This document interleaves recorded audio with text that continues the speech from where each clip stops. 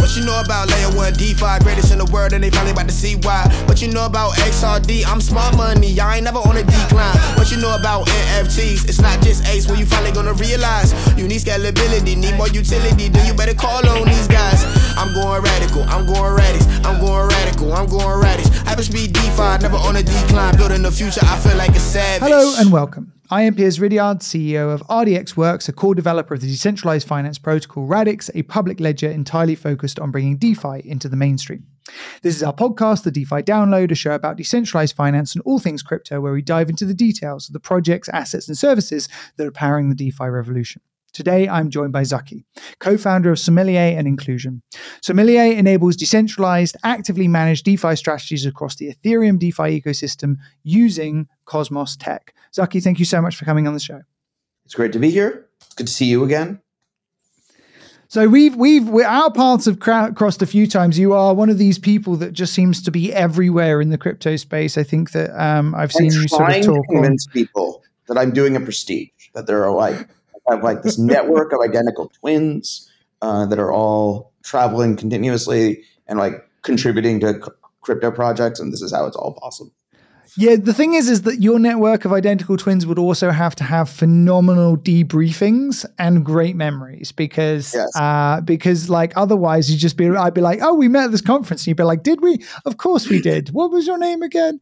But no, you have a phenomenal memory. And so clearly you are just a Ubermensch and you are sort of everywhere at all times. So let's start off with your journey, because Sommelier using Cosmos tech, but focusing on the Ethereum ecosystem. So let's talk about your journey first into Cosmos and then your journey into Sommelier. Can you talk a little bit about we could start there. So I have been basically participating in this project that is kind of now known as Cosmos and may someday be known as the Interchain. Who knows?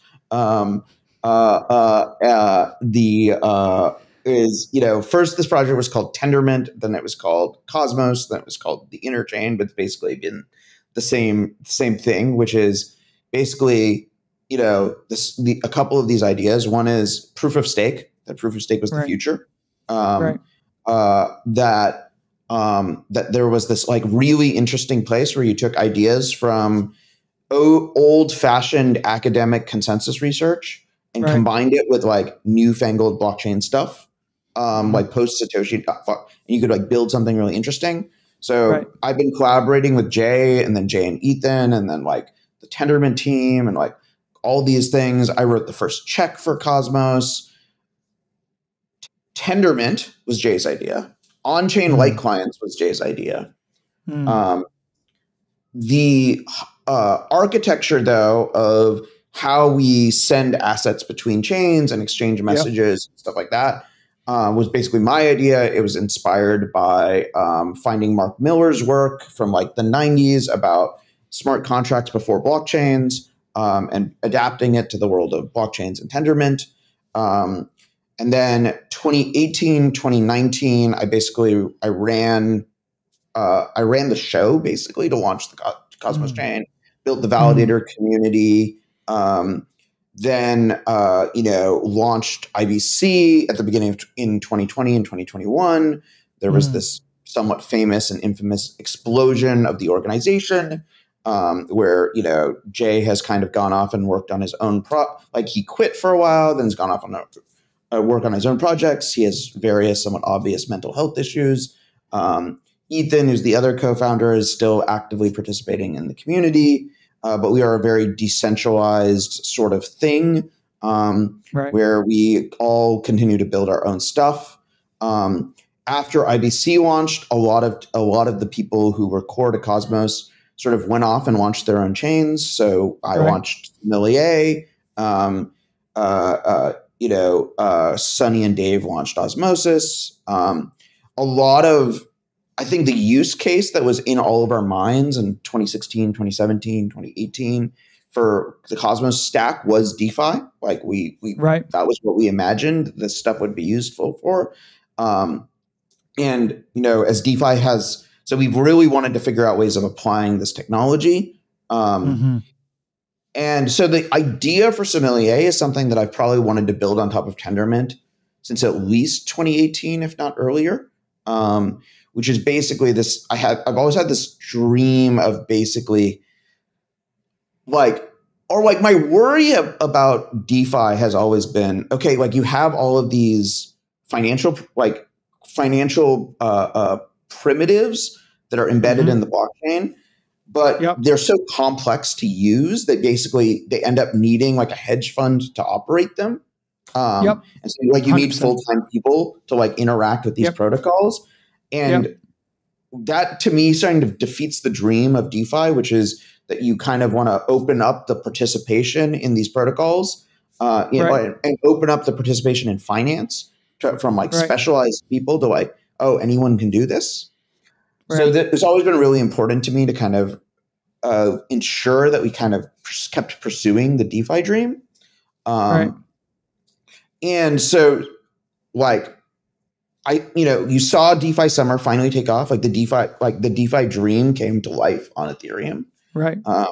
And I was like, okay, but like, I anticipate that this is what the future will look like, that like DeFi will exist, but like people will start sticking intermediaries back in it. And you saw horrible intermediaries show up, like the Celsiuses of the world.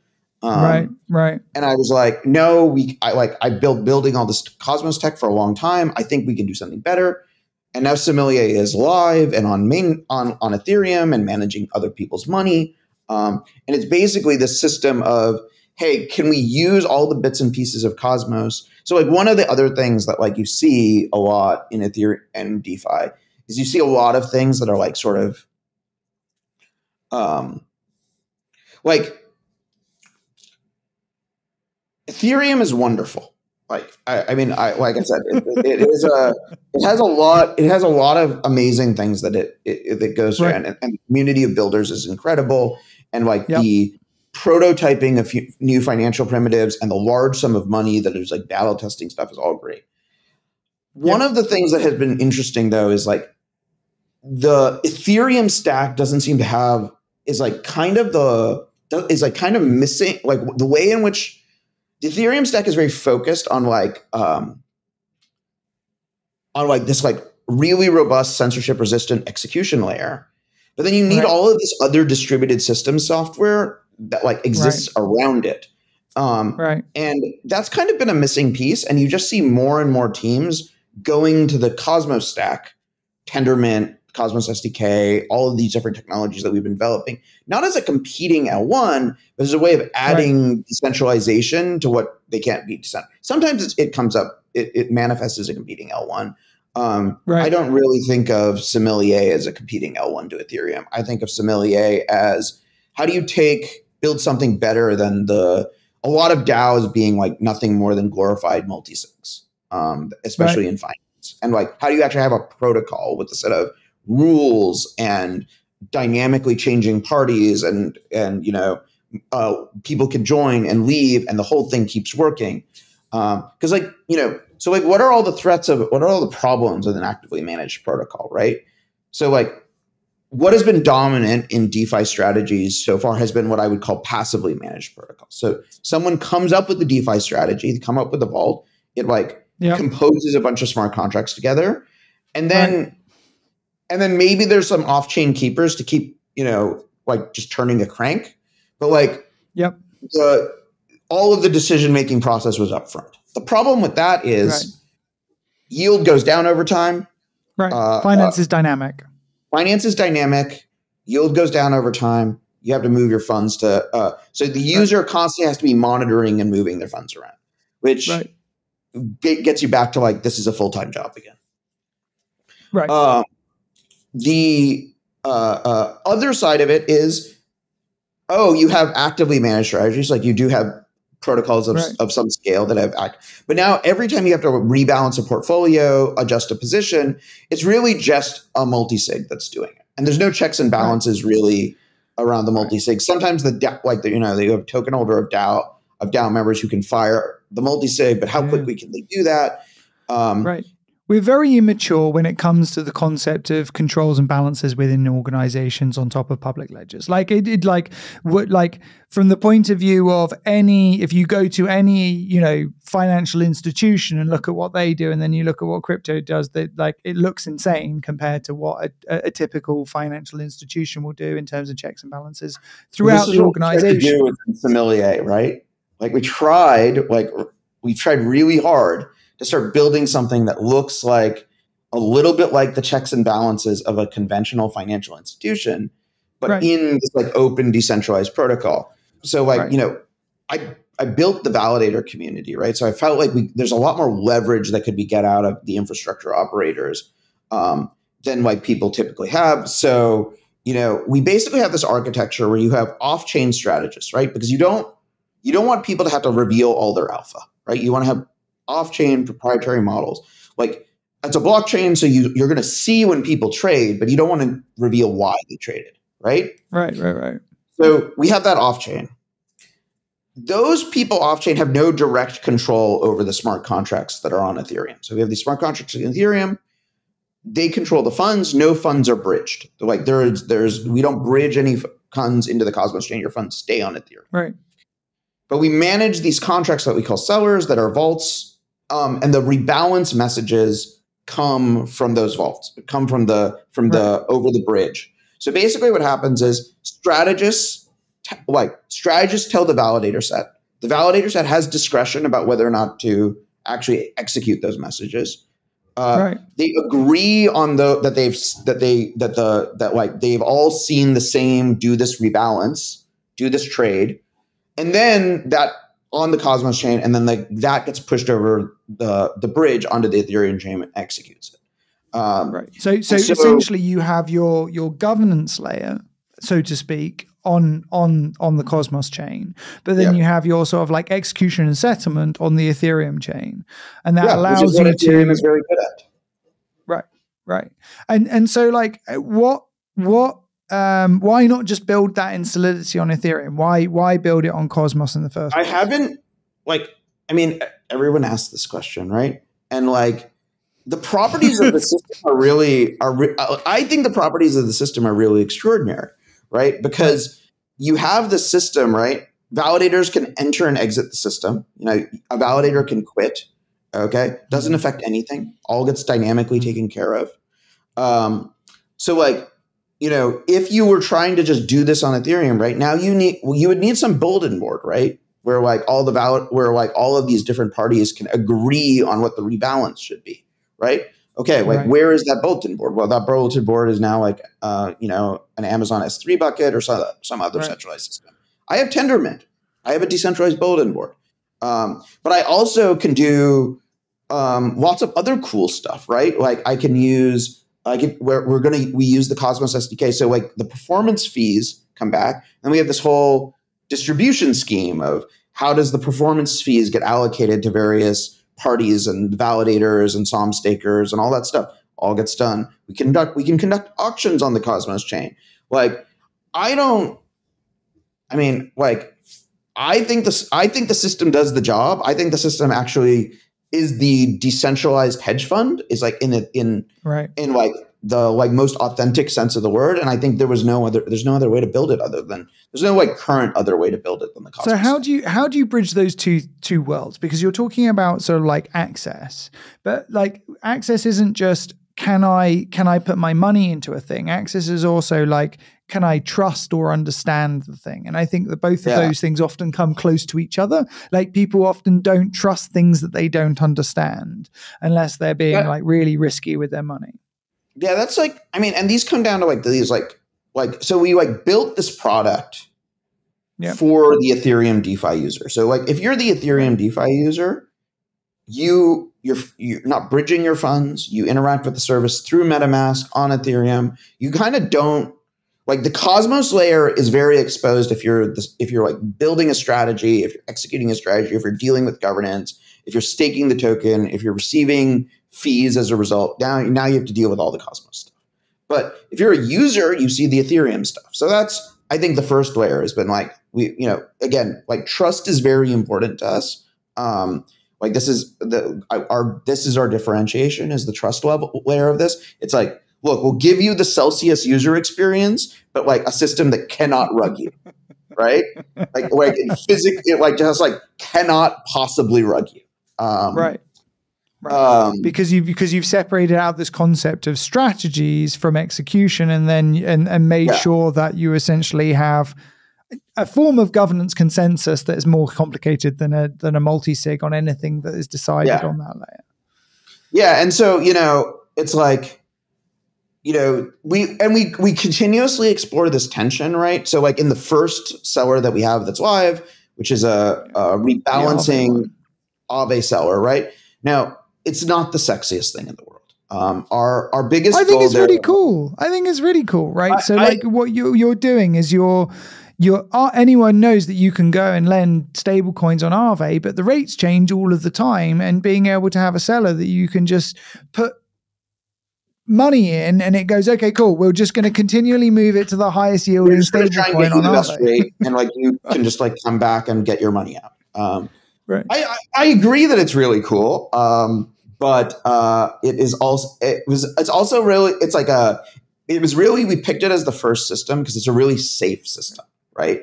Like the only risk you're taking is smart contract risk, really. Financial risk is really minimal. But the next set of strategies that we're coming out with are more like holding spot positions, but like holding like a lot more. There's a lot more volatility. There's a lot more risk, but I also think potentially a lot more compelling products, especially as whatever market we seem to be in, we're no longer in the insanity of the bull market. So that's that. So you have dials to control what can go wrong that you just don't have in other systems, right? Like we can go in and say, okay, well, the Aave seller really locks down the strategist. Like it's just impossible for the strategist to really do anything particularly malicious because all you can do is swap between these stable coins. But if we start allowing you to hold like sort of arbitrary positions, well, strategists can.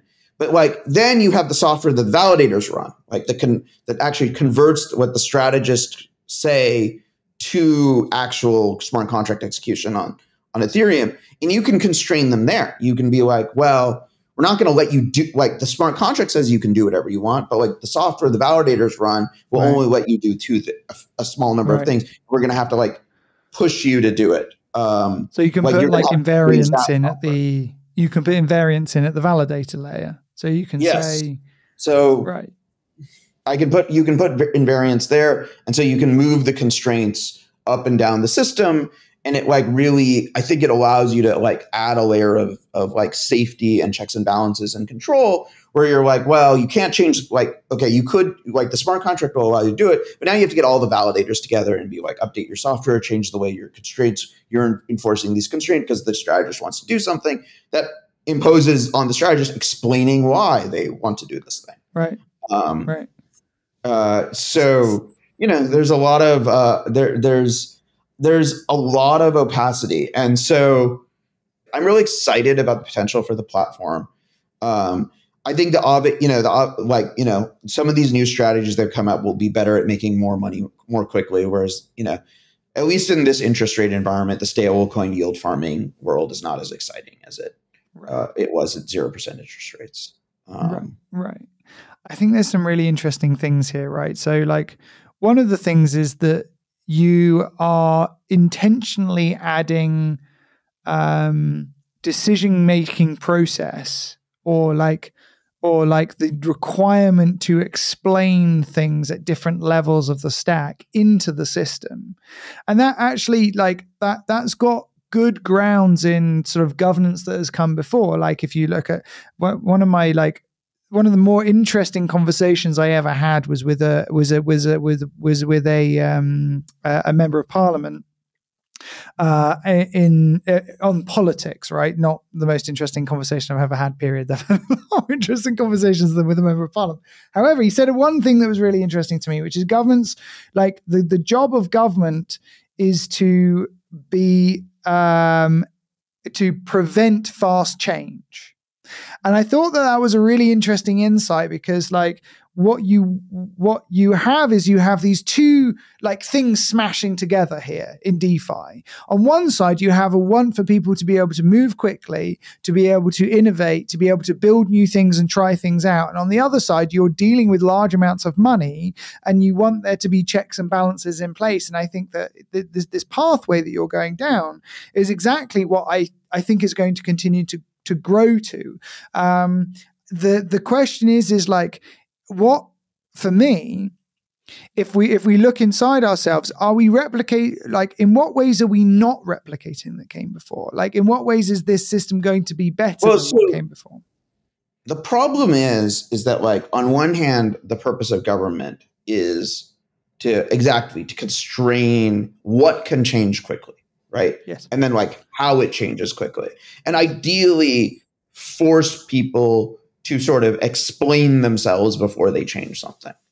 Right. Now, what's cool about blockchains, which is like why I've spent the last 8 years building blockchains, is you have a different toolkit than governments ever had for doing that, right? Where you're like, instead of saying it's like, no, you like, some other actor will come in and be a check and balance on you. The check and balance is, it's difficult to get a bunch of it's difficult to, once a piece of software has been distributed to hundreds, thousands of people, it's really hard to actually change that software in a big way without their consent. And so thus changing the software is, and it's sort of, it's like this weird and cool alternative to democracy, where you're like, no, not you vote and you can change you have votes every period of time and then everything can change. Instead, you're like, no, there's these pieces of software, they constrain behavior in various ways. If you want to make changes to it, you have to like go and engage in a political process to convince hundreds, thousands of people to agree. And this is better. But like, if it gets big enough, does it not start like? So I think to be honest, I'm asking questions that are like, for me, you only find people really think about this when they've spent a long time building protocols. But like, if the protocols are successful in the ways that we believe they will be, right, in that they become essential pieces of infrastructure for the world, in the same way that the internet has become an essential piece of infrastructure. However, this infrastructure is a little bit more complicated than the internet in several important ways, one of which being that you're now dealing with not just replicatable packets of information, but you're dealing with people's money and the statefulness of assets for the entire world. And on the upside, you create a piece of infrastructure that is supranational, that is unable to fail even at the level of governments or states, right? Yep. Fantastic. But on the other hand, if it is really a commons, you have this really difficult like balancing act between sort of the wants and needs of all of the stakeholders of the system. And so like taking Sommelier as a microcosm, right, of that, like you have many stakeholders in the system. You have people who are running nodes who have an interest in infrastructure. You have people who are running strategies, who have an interest in sort of like that side of things. You have the asset holders who are putting in, like, what are we building as an industry and in DeFi specifically, that while takes some of the best learnings that have come from corporate governance and governments and this kind of things and decision making and like having checks and balances, whilst not ending up just being exactly like what came before? Okay, so my take on this is, I think I have a lot of like intuitions for like what this is, because I've been a protocol politician with a live mainnet for 3 years, and I've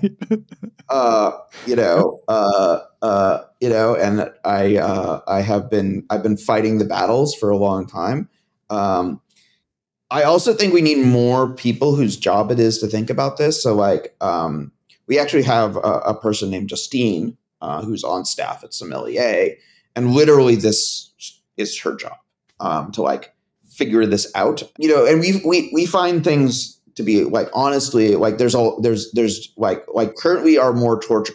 So we do a little bit of liquidity mining on the Aave seller, and decided that was morally acceptable because it's like, okay, we're demonstrating that the platform works. There's very little financial risk involved, and you should pay people for the smart contract risk that they're taking. And so it felt like that was morally acceptable. But now we have these riskier positions that we're going to come out with, and like lots of real questions. Like, okay, one is we want to be a neutral platform, right? We don't want to, you know, from like the Aave seller was basically the first and last in-house strategy. Now we like the strategy team that built it has been, you know, gently shoved into your own organization. The next set of sellers is actually coming from another team that we like, you know, went into the woods and found. And then like, you know, I've told our BD people that like, our failure condition is if we start picking winners. We should be like, the net should be as wide as possible. Right. We should be like just trying to get like we are the supermarket of strategies. We don't know which strategies are going to take off. And then, but on the other hand, it's like, you know, and then like the even more difficult thing is you do want to get feedback from the system, from the world, from the market about what products are actually successful, and liquidity mining really screws that up. But you know, it's also a powerful tool in the user acquisition toolkit. So you know, it's like, you know, as a decentralized community, we have to. And so Justine gets a lot of messages from me, like as we kind of like try to figure out the nature of And so I think the biggest story is, I think you can basically tell if you've like actually found yourself in a decentralized platform by how tortured the governance discussions are. Yeah, no, I agree. I think these are, you know, these are essentially the startings of quasi nations. Like it feels like the kind of things that happen, like, you know, famously people got shot as a result of arguments that happened at the founding of the United States of America. And so like the passion is real because everyone cares so much about the outcome, but there isn't one right path. There are many right paths. And like, and finding that is so difficult because there's never a completely happy solution. You can have three solutions that are mutually sort of contradictory. You can't take all of them. You have to take one of them, but in doing so, you're going to make a bunch of people unhappy. And I think that there's so much that's happening in community right now where community wants to remain whole in all circumstances. I think that there's a lot that's going to happen in terms of fracturing communities like we saw in the Bitcoin community.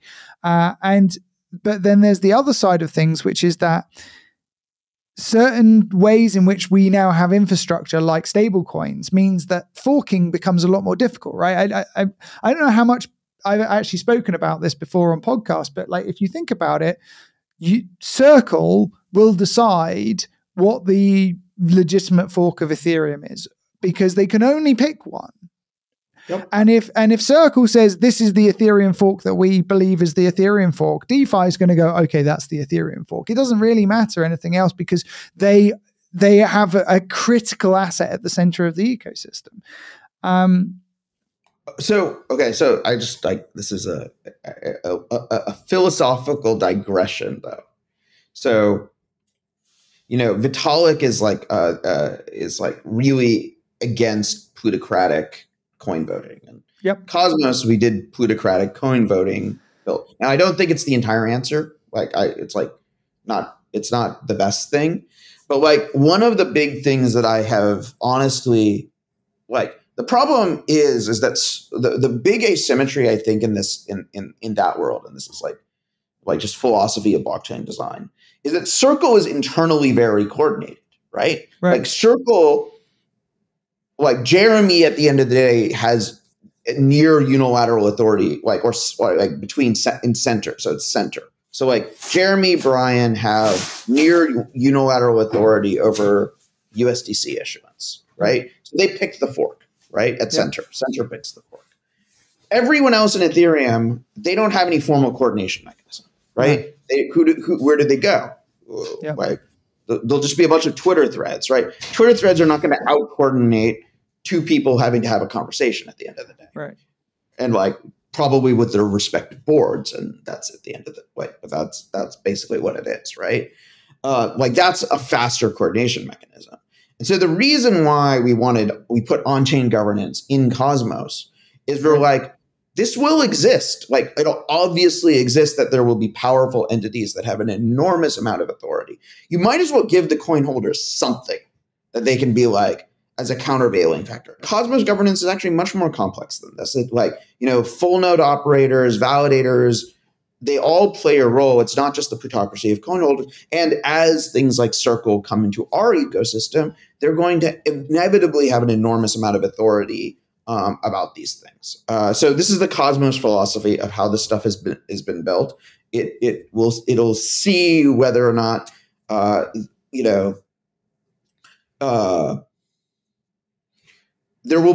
it seems inevitable there will someday be a political crisis in Ethereum that splits the community with the big centralized stablecoin issuers, and I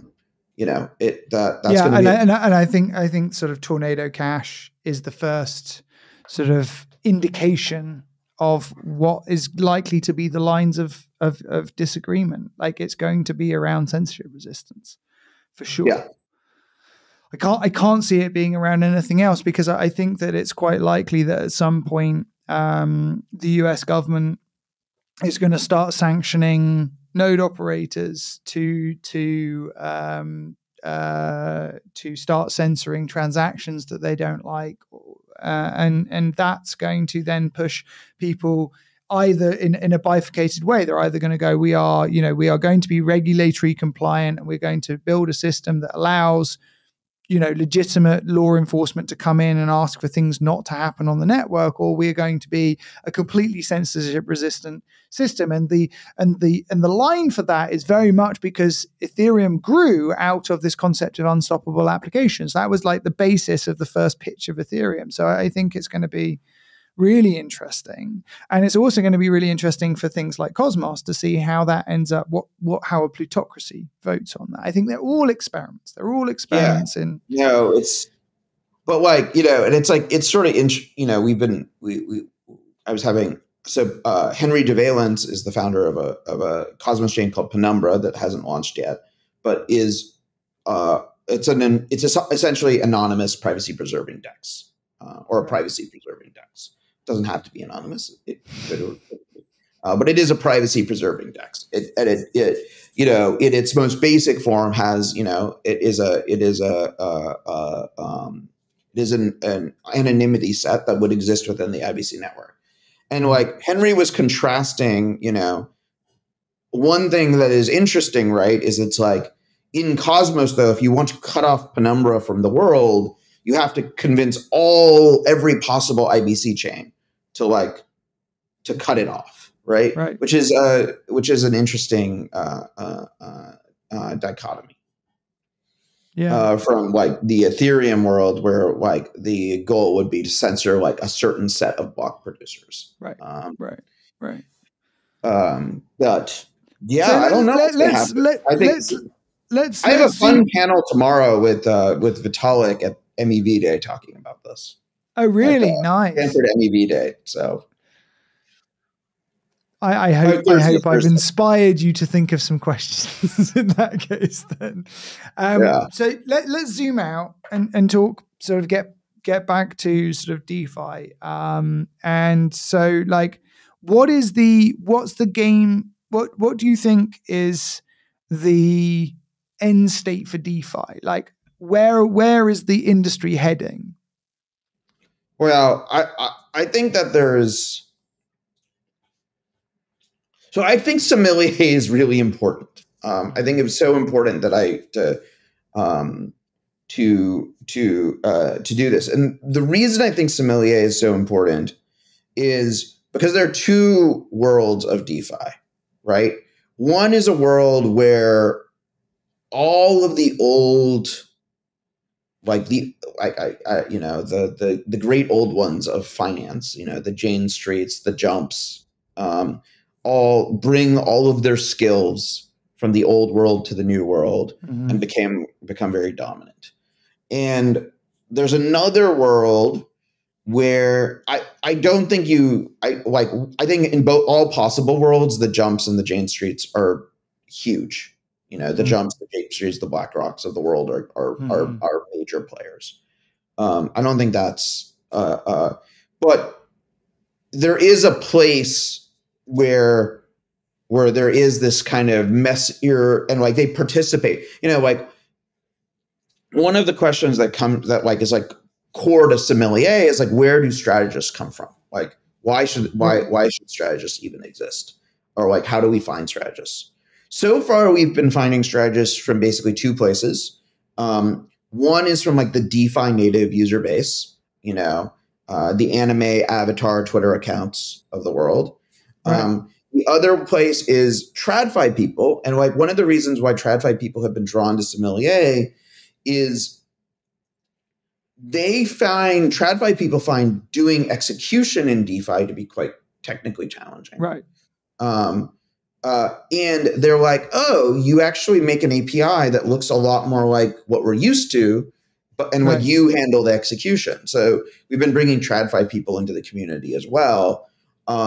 And then I do think that there's a role for essentially for funds themselves to be we are rotating capital out of this strategy because we found a new strategy, but why don't we open up the strategy to a larger capital base using sommelier? And so these are our three stories. And if we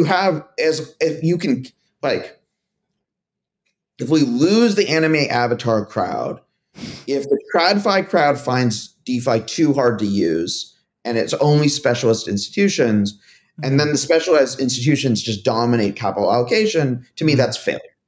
And so the thing that DeFi builders should be trying to do is be building the best primitives that they can, but should be trying to also build a story about how you keep the people who are the intermediaries of DeFi diverse, but also practically constrained in how they can harm their users. So we're just not reinventing the brokerage. Right. I think that for me, the thing that DeFi has already revolutionized is the long tail liquidity of financial assets, the ability to be able to create liquidity for deep liquidity with huge trading volumes for assets. JPEGs. Yeah, for JPEGs is actually an incredible feature, and all of traditional finance is looking at that and going, holy shit. Because what people don't realize is that majority of finance isn't actually that liquid. There's a few asset classes that are really liquid and traded, the FTSE 100 or the NASDAQ or whatever. But everything else, you buy a bond issuance from a mid-cap company that is off the run a couple of years, you try and sell that anywhere, even though the company is good. The discount to market that you're going to be getting on that is ridiculous. And we're talking about bond issuances that are in the hundreds of millions, right? Yeah. I mean, an enormous number of my friends in crypto, Joe Gunther and all these people who are builders in crypto now, their background is exotic credit derivatives, which are just the world's most illiquid assets, right? Right. But and the ability of DeFi to create liquidity in those assets, I think, is going to unlock huge amounts of innovation, because it basically this is where, in my view, the small cap and the mid-cap finance companies have the opportunity to completely unseat the rest of the globe of the finance, the Goldman Sachs and the JP Morgan and all this kind of stuff, because suddenly what was only available as sort of liquid primary and secondary markets to the bulge bracket banks is suddenly able to be created by much smaller, much nimbler firms. And this is the dream of the next set of sellers that are coming from Sommelier is really, well, okay, I want to hold some combination of like a complex synthetic position, right? Right. And, now all of the pieces of that are now available in DeFi, right? But I can't make it a full-time job to like rebalance that position, right? To like, right. To try to do that. And Sommelier is basically a tool for that world. Like, it's like, oh, we have all this liquidity now in exotic assets. Like, it's crazy, right? Like holding a LP share in a AMM is like identical. There's this whole thing called replicated market makers, which means that you can model any option as a kind of LP share. Right. And so that's where we're going, right? So like all of these exotic options are suddenly just like put your funds in this DEX and you get something that matches the payoff curve of. But now it's like, okay, well, what payoff curve do I want? I don't know. It's not my job to like know this. So now you have Sommelier who can like help, just like a sommelier helps you get wine. We have our strategists, and they can like sort of pick out some of these option positions for you, and like package them nicely into a seller. And you can be like, hey, this is like, volatility dampened holding spot ETH or something. Right. And I'm the thing that I'm really curious about, and the thing I can't work out is I think the next wave of DeFi is going to be exactly what you're talking about. This sort of like increasing complexity and sophistication of financial products, with a combination of increasing complexity around the management of those. So around governance, controls, checks and balances, all this kind of stuff. Like getting to the point where you are sophisticated enough to be able to do something that replicates basically anything in the traditional financial sector.